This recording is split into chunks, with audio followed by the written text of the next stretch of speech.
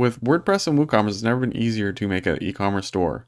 We're going to show you exactly how to add on-sale products to any page, and it will always change as your products go on and off sale. So let's dive right in. This is the page we're going to build.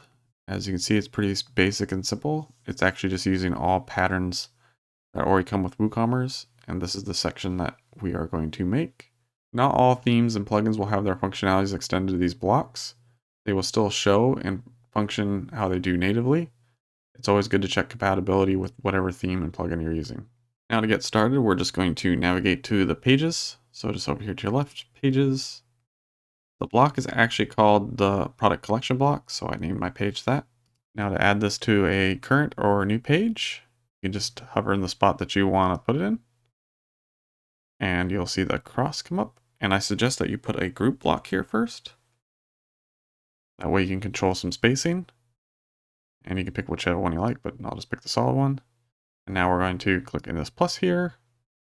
And it's right there, but we'll search for it, do product if you don't see it. And product collection block.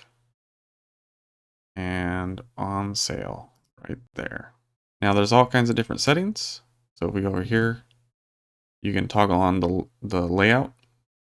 You can make it stacked or grid. You can fixed width or fill.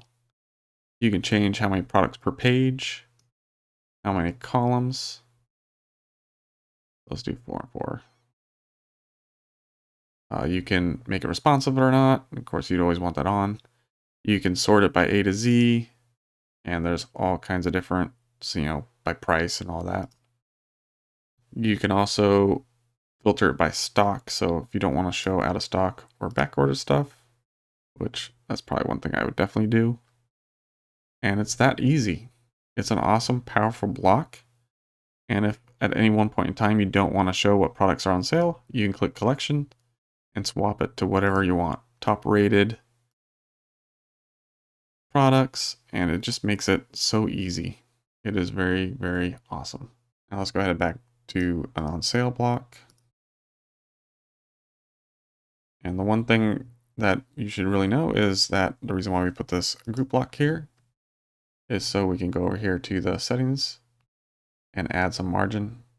So adding a little bit of white space can make all the difference in your website. So let's save. Let's look at it up front.